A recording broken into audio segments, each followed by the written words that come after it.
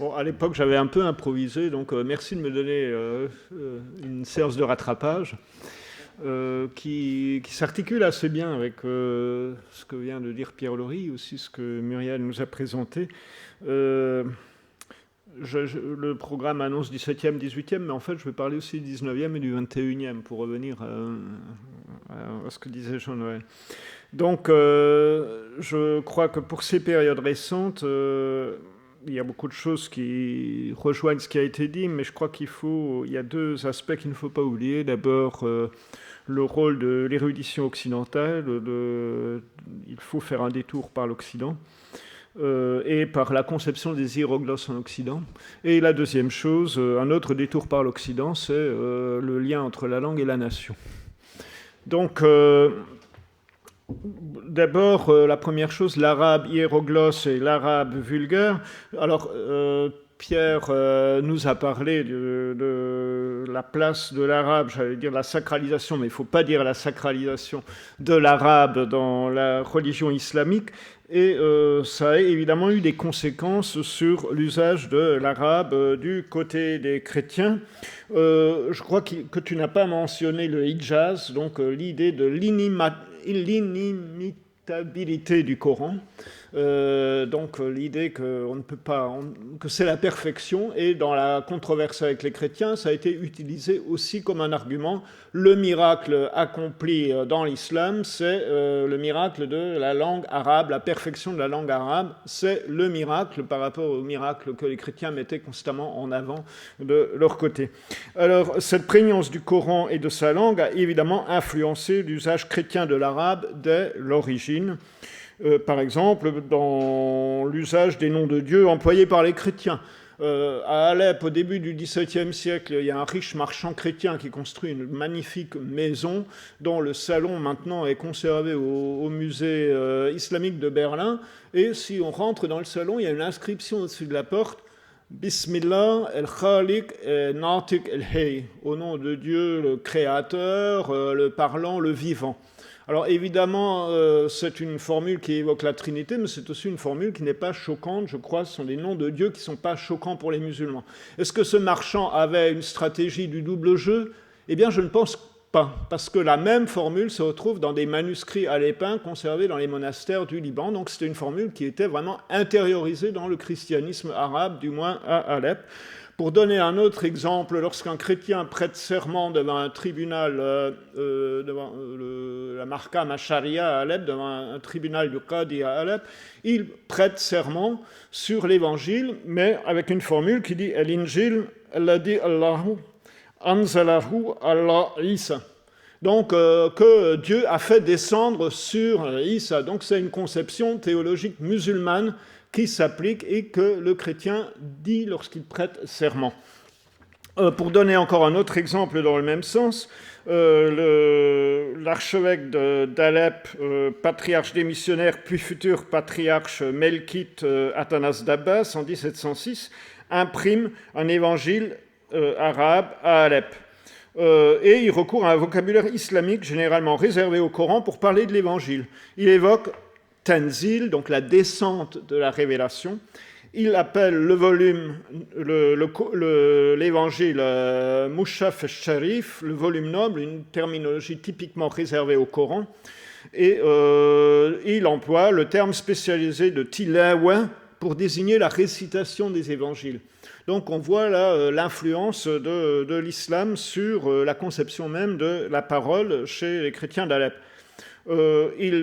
Il traduit aussi du grec, le même Athanas traduit du grec en arabe le diwan du prince roumain Dimitri Cantemir, et il utilise dans cette traduction une certaine proportion de terminologie d'influence islamique. Donc il y a une perméabilité terminologique chez les chrétiens, et ça va même au-delà de la perméabilité. Il y a, disons, la conception de la révélation musulmane a influencé la conception de la révélation et du texte sacré chez les chrétiens. Mais lorsque maintenant je passe à l'Occident, lorsque les Occidentaux se sont mis à étudier l'arabe au XVIe siècle, ils n'ont pas tout de suite compris cette situation. L'étude de l'arabe s'inscrivait dans le cadre des études bibliques, Il a d'abord été considéré comme une langue dérivant de l'hébreu et été étudié à partir de l'hébreu en même temps que le syriaque. Et les textes qui intéressaient alors les savants étaient des textes liés à la tradition chrétienne.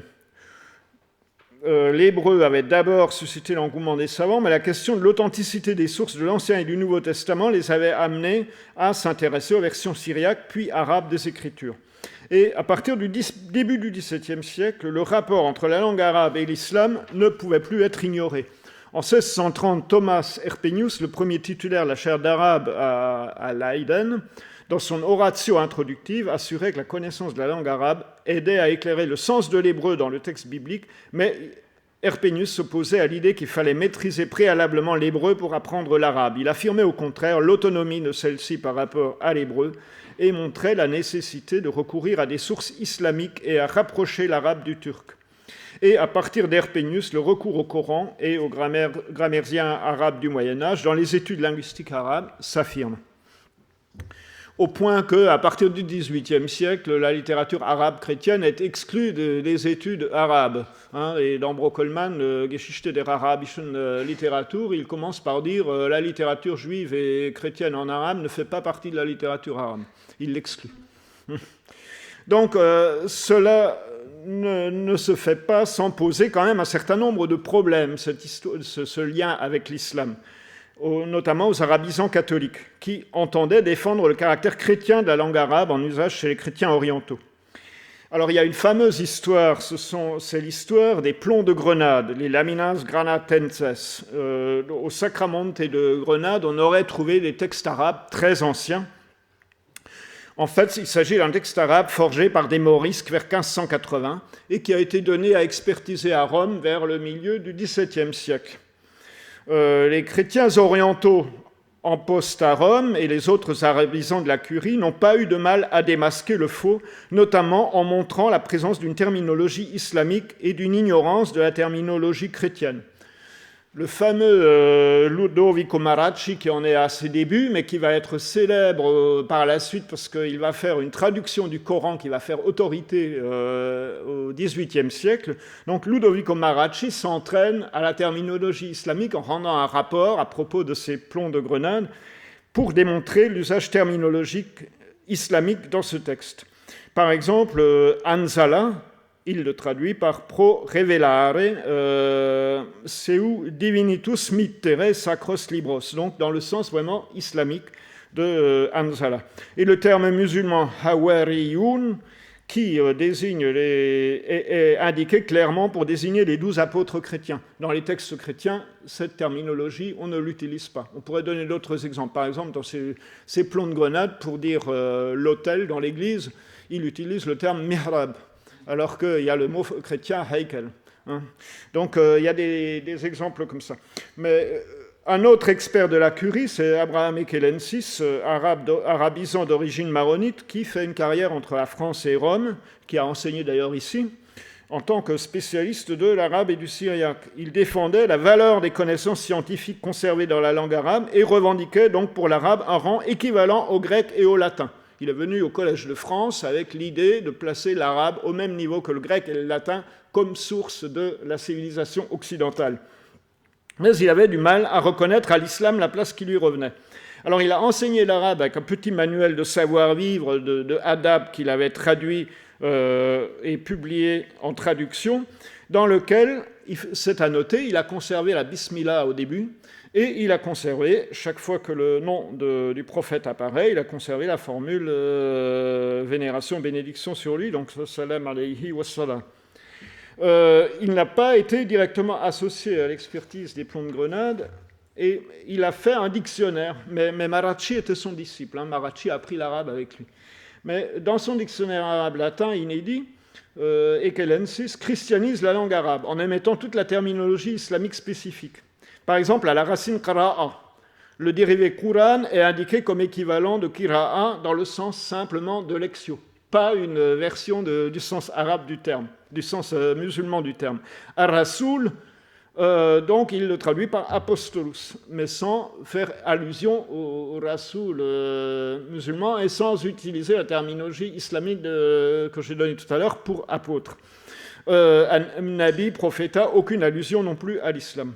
Le verbe nazala dont j'ai parlé est traduit par descendere fecit, mais anzala, dans le même sens, et avec sa spécificité islamique de révéler, est totalement ignoré.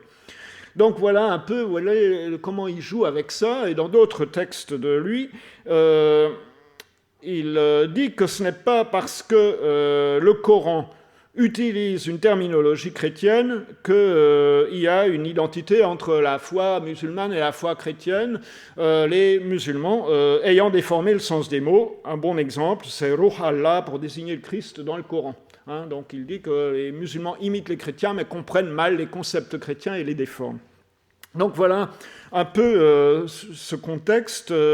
Une autre question qui se pose à partir du XVIIe siècle, c'est qu'on découvre que cet arabe enseigné, donc qui est en gros la langue du Coran, n'est pas la langue employée couramment, à l'oral comme à l'écrit dans les pays arabes. C'est une langue réservée à la prière et aux sciences liées au Coran, donc pratiquée par une petite élite. Dans les textes du XVIIe et du XVIIIe siècle, les auteurs arabes, en fait, connaissent souvent cette langue, mais écrivent aussi dans une autre langue, dans une langue beaucoup plus vernaculaire, donc dans le amié, qui est enfin quelque chose entre cet arabe coranique et l'arabe parlé. C'est ça la langue dans laquelle beaucoup de textes sont écrits à cette époque-là. Et donc, en Europe, on découvre ça. On découvre qu'il n'y a pas que l'arabe coranique, que l'arabe, disons, académique. Et ce sont les missionnaires latins en Orient qui prennent conscience, dans la première moitié du XVIIe siècle, que cette langue savante enseignée en Europe était éloignée de la langue parlée et pratiquée en Orient. Et c'est fort de cette expérience qu'ils se mettent à rédiger les premiers manuels d'arabe vulgaire. Donc la distinction langue savante ou sacrée, langue vulgaire, est renforcée ou systématisée par le biais de la pédagogie occidentale de l'arabe, au même titre que ce que l'on peut observer au même moment dans les autres langues. Par exemple, la distinction entre grec classique et grec vulgaire se met en place au même moment. Les méritaristes arméniens répandent pour leur compte un arménien classique modernisé, éloigné des langues parlées, qu'ils utilisent par ailleurs dans leur prosélytisme, dans leur prédication. Voilà, cette distinction classique-vulgaire a évidemment à voir avec celle que l'Église catholique a introduite entre le latin et les langues vernaculaires. Et si une célébration religieuse devait avoir lieu en arabe, en grec ou en arménien, elle devait l'être dans la langue classique ou noble, pas dans la langue vulgaire, bien que celle-ci fût nécessaire pour instruire le peuple. Donc la diglossie classique en arabe aujourd'hui entre Fossa et Amiens n'est pas une invention des catholiques, mais ceux-ci y ont contribué et l'ont sans doute renforcé et lui ont donné un autre sens. Alors, deuxième question, l'arabe ou le syriaque. Dans les églises de tradition syriaque, une autre question se posait au XVIIe siècle. Quelle place faire au syriaque par rapport à l'arabe, sachant que la première langue était désormais quasiment ignorée, même du clergé. Alors, les Melkites ont commencé à abandonner le syriaque au profit de l'arabe dans leur liturgie à partir du Xe siècle, et le syriaque disparaît complètement au XVIIe. Dans la première moitié du XVIIe, disons, oui, à partir du XVIIe, tous les ecclésiastiques orientaux, plus ou moins, sont sur la position de l'humanisme occidental. Nos textes sont corrompus, les manuscrits sont corrompus, nous devons faire des recherches pour retourner à nos véritables sources, etc. Donc, par exemple, Malatius Carmé, le patriarche melkite de Damas, dit « Avec moi, l'humble Mélès, j'ai examiné les manuscrits arabes et syriaques, je les ai confrontés avec l'original grec et araméen, dit-il, et je les ai trouvés pleins de fautes et de variantes. Je les ai corrigés de mon mieux sur le grec et je les ai traduits en quelque sorte de nouveau en arabe avec plein de fatigue. » On sait en fait qu'il a utilisé des textes liturgiques grecs publiés à Venise. C'était plus simple que d'aller collationner directement des manuscrits en grec. Bon, chez les maronites, il est question aussi de la place de l'arabe dans la célébration liturgique.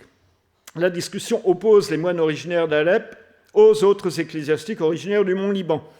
C'est le syriaque qui l'emporte finalement, aussi parce que c'est ce que Rome souhaite, mais une place est faite à l'arabe dans le paraliturgique. Les lectures, les prières pour le peuple, on a vu tout à l'heure les psaumes traduits en sogdien, etc. Donc tous ces textes-là sont en arabe, en fait, dans l'église maronite, et le paraliturgique prend de plus en plus de place.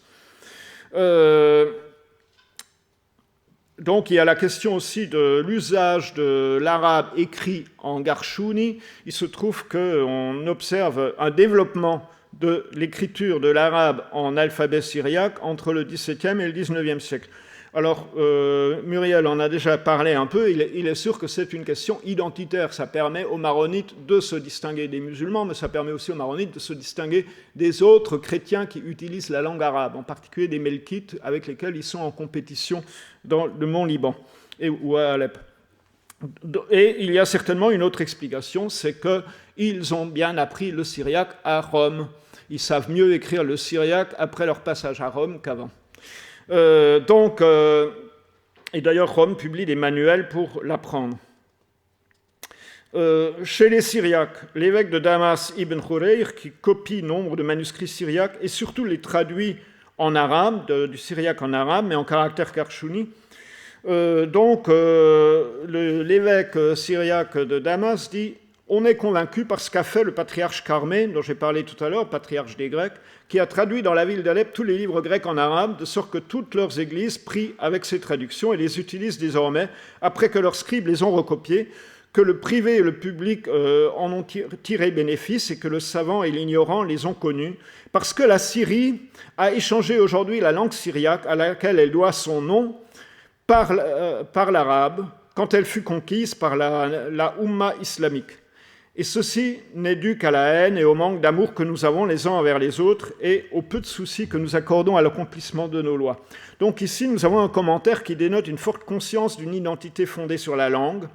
Et il est intéressant qu'il emploie les termes « Bilad Souria » pour désigner la Syrie, alors qu'à cette époque-là, on utilise normalement « Bilad Shem », et qu'il met directement en rapport avec « El-Lurat es-Souriania », en précisant que le pays tire son nom de la langue. Elle le dit « Soumiyat biha ».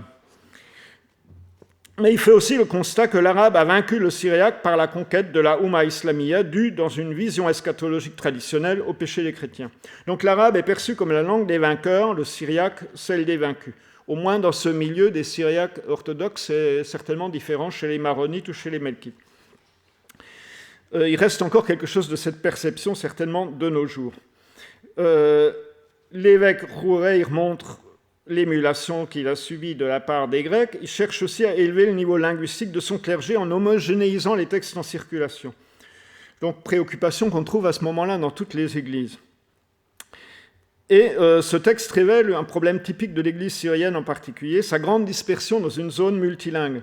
Face à l'idéal d'une Syrie unie par la langue syriaque, la réalité est en fait beaucoup plus compliquée. Un de ses successeurs sur le siège de Damas à partir de 1731, qui est originaire d'Amid, donc de Diyarbakir, et qui est d'un milieu arménophone du Tour Abdin, en arrivant à Damas, donc cet évêque de cette région-là, voit les manuscrits syriaques à l'église empilés les uns sur les autres et laissés à l'humidité et à la ruine, dû au manque de lecteurs comprenant la langue syriaque. Ça, c'est en 1731. Et il écrit une invective dans laquelle il traite l'arabe, sans ambiguïté, de bâton de l'aveuglement, et rappelle la parole qui dit « l'arabe m'a pénétré » et... moi, je ne sais plus ce qu'il dit. Et ah oui, l'arabe m'a pénétré et m'a dénudé. M'a dépouillé. Bon, donc voilà un peu pour l'ambiance du XVIIe siècle. Vous voyez, il y a des contrastes. Ce n'est pas vécu de la même façon dans toutes les communautés. À partir du XIXe siècle, l'affirmation de la conscience confessionnelle, dans le cadre des idéologies nationalistes, fait de la question de la langue un enjeu essentiel. D'autant plus que ça s'accompagne de la diffusion du livre imprimé et de la scolarité pour tous. Donc, dans quelle langue va-t-on enseigner et imprimer les livres ? Dans le cas des maronites, le choix se porte sur l'arabe. Dès le XVIIe siècle, les maronites cultivés écrivent dans cette langue, traduisent les ouvrages de la théologie et de la spiritualité catholique en arabe. Et c'est aussi le choix que Rome fait dès le début, où on imprime en arabe pour une diffusion au Proche-Orient, avec l'argument que c'est la langue la plus universellement utilisée. C'est donc en arabe que les chrétiens orientaux reçoivent l'imitation de Jésus-Christ, par exemple. C'est en arabe que des maronites d'Alep traduisent les actes du Concile de Trente ou les exercices spirituels d'Ignace de Loyola. La pratique religieuse devient donc clairement diglossique, l'office en syriaque ou en grec, la lecture, la prière en arabe. C'est sans doute aussi sous l'influence des études grammaticales et lexicales européennes que des maronites et des melkites, surtout à Alep, se mettent à retourner à la tradition arabe classique, celle qu'a évoquée Pierre, pour y chercher les instruments d'une rénovation de l'arabe foussa. dont il va naître la langue de la Narda au XIXe siècle. Germanos Farat, archevêque maronite d'Alep, est aussi le traducteur des exercices spirituels d'Ignace de Loyola et c'est l'auteur de la première grammaire et du premier dictionnaire arabe modernisé.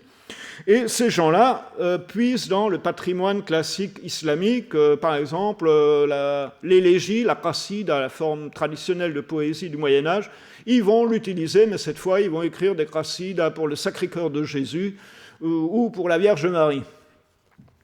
Donc, c'est dans ce milieu-là aussi qu'est fondée l'école de Ain Warqa par le patriarche maronite au Liban, où vont être formés les premiers héros de la Narda arabe, comme Boutrous el-Boustani ou Ahmed Faris el-Chidiak.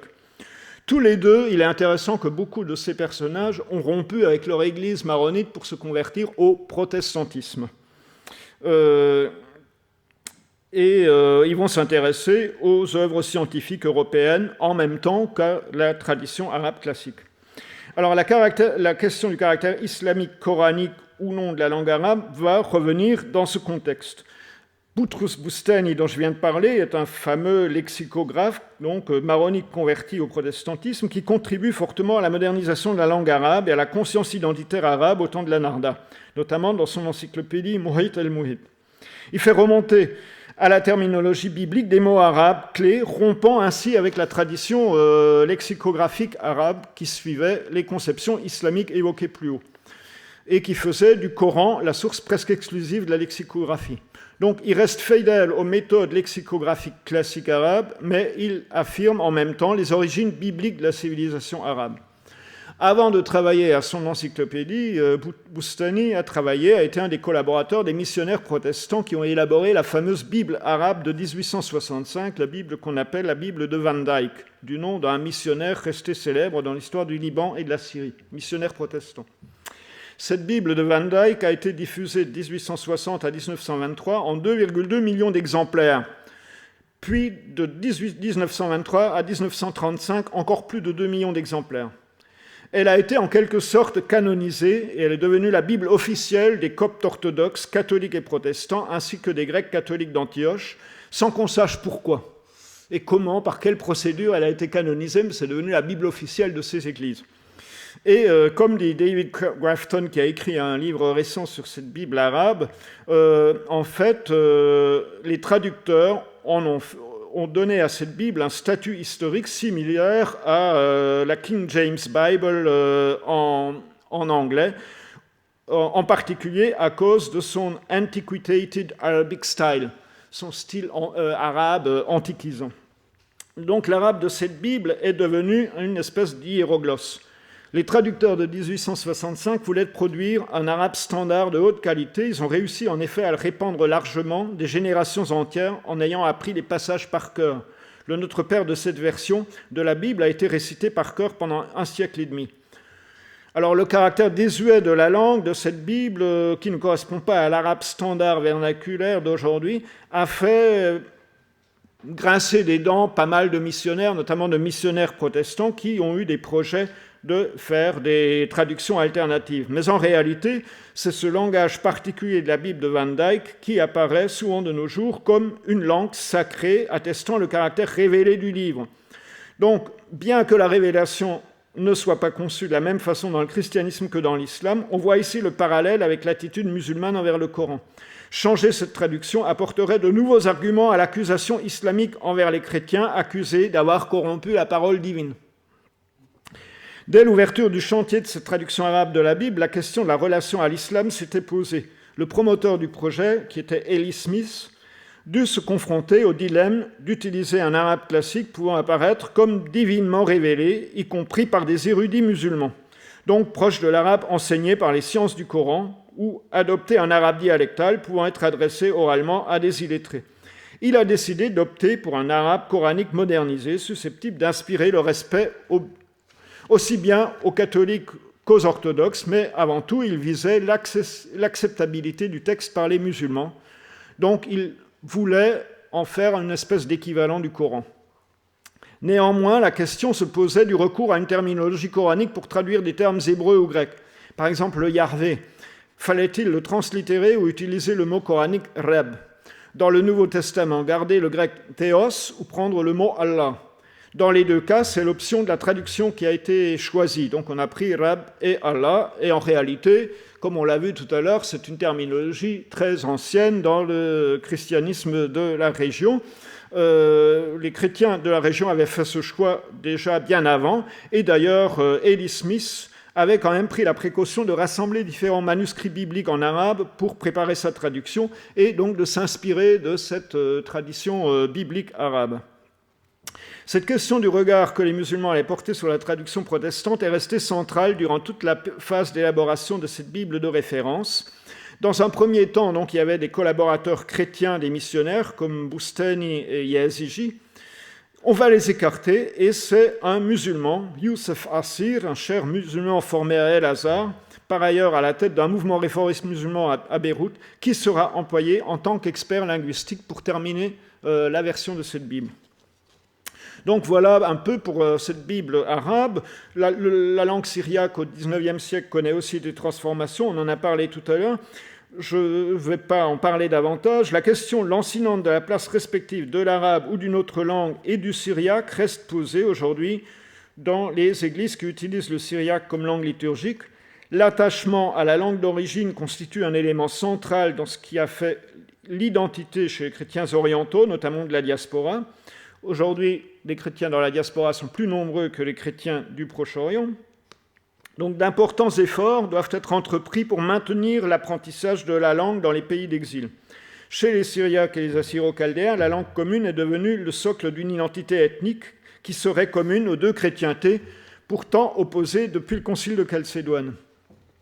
Donc il y aurait une communauté ethnique assyro-chaldéenne dont l'origine est ancrée dans la haute Mésopotamie, mais à côté de ça, il y a une autre version d'une communauté araméenne qui peut inclure les Maronites ou, par exemple, la minorité araméophone melkite du Kalamoun au nord de Damas, où on dit que les gens parlent la langue du Christ et récitent le Notre Père dans la langue du Christ. Invention aussi du XIXe siècle d'ailleurs. Bon, les conceptions linguistiques et les outils d'apprentissage forgés dans l'émigration peuvent, dans ces conditions, faire retour au Proche-Orient. Il y a une minorité maronite en Israël qui a la citoyenneté israélienne, mais vous comprendrez que ce n'est pas facile d'être citoyen israélien pro-palestinien en étant arabe. Donc ils en sont un peu fatigués, et depuis quelques années, ils développent un araméisme pour se démarquer de l'arabisme palestinien et aussi pour revendiquer une antécédence dans le pays, même sur les Juifs. Alors qu'est-ce qu'ils ont fait ? Ils sont allés s'adresser à la diaspora syriaque de Suède pour se doter des outils nécessaires pour s'araméiser. La question linguistique est compliquée par le fait que cette notion de langue d'origine est complexe et contradictoire. Chez tous les chrétiens du Proche-Orient, le multilinguisme est la norme, y compris dans les célébrations liturgiques. Dans des pays comme la Syrie et l'Irak bassiste ou l'Égypte post-nassérienne, le recours à l'arabe est requis officiellement pour affirmer son appartenance nationale. Mais après, il faut évidemment décider du registre d'arabe qu'on veut utiliser. L'arabe classique, Fusha ou Amien, dialecte arabe. C'est généralement la première version qui est utilisée dans la liturgie, mais la seconde fait résurgence dans le paraliturgique. Les Syriaques peuvent être de langue maternelle araméenne, mais ils peuvent aussi être kurdes, arabes ou turcs de langue. D'autre part, il y a la différence entre l'araméen parlé, qui s'apparente plutôt à un dialecte, variant d'un village à l'autre, matiné de mots empruntés aux autres langues pratiquées, et très éloigné de la langue écrite et liturgique réservée au clergé, dont on a parlé tout à l'heure. Donc cette dernière est considérée comme plus pure et plus authentique, et ce sont les valeurs qui sont recherchées en priorité chez les émigrés. Chez les Maronites, la composante arabe de leur identité ne va pas de soi pour ceux qui vivent au Liban, et encore moins pour ceux qui se retrouvent citoyens israéliens en Galilée ou qui sont émigrés en Amérique, en Europe ou en Australie. Et chez tous ces gens-là, c'est plutôt le syriaque ou le néo-araméen qui est alors considéré comme la langue identitaire ou originelle. Mais la plupart de ces chrétiens sont rattachés au catholicisme. Le Vatican tient à l'usage de l'arabe chez eux, car cette langue ne les coupe pas des autres chrétiens orientaux de la région et leur permet d'assurer le rôle de pont en direction des musulmans que Rome souhaiterait le voir jouer, mais que justement certains n'ont pas envie de jouer. Le document programmatique du synode patriarcal maronite publié il y a quelques années affirme que, à l'instar de tous les émigrés, les maronites ont emporté dans les nouveaux pays leur langue arabe et ils y sont attachés en tant que partie du patrimoine les rattachant à la mère patrie et en tant qu'identité qu'ils refusent de perdre. Ils ont continué à la pratiquer à la maison et dans les occasions familiales et sociales. Ils l'ont enseigné à leurs enfants et se sont réjouis de l'entendre à l'église à côté du syriaque, comme c'était l'habitude dans leur village. Mais avec le temps et la succession des générations, la langue arabe a commencé à perdre du terrain parmi les émigrés. D'ores et déjà, l'arabe n'est parlé ou compris que par un nombre restreint de personnes, ce qui place l'Église maronite face à un problème linguistique qui se complique d'année en année. Il s'agit là d'un problème qui demande une étude globale pour parvenir à des décisions courageuses. En effet, la langue syriaque est la langue liturgique et un élément essentiel qu'il importe de préserver autant que faire se peut, alors que l'arabe n'est qu'une langue vernaculaire propre aux immigrés qui se voit inévitablement supplantée en dehors du territoire patriarcal par la langue locale du pays d'accueil en usage dans les prières. Texte de 2008. Notez que cette déclaration fait écho au débat que les années précédentes ont marqué la préparation du nouveau missel maronite. Celui-ci, paru en 2005, fait la place belle à l'arabe Foussam, le syriaque, y apparaissant en complément. Il n'en demeure pas moins que l'identité syriaque est de plus en plus revendiquée par les maronites, et notamment par ceux qui sont en exil. Et on comprend très bien, par exemple, qu'après le 11 septembre, il valait mieux se présenter comme syriaque que comme arabe. Un chauffeur de taxi de Montréal m'a raconté que l'image du Charbel Marlouf qu'il avait sur la vitre de la voiture l'ont fait prendre pour un terroriste. Ils ont cru que c'était un portrait de Ben Laden. Je m'arrête là-dessus.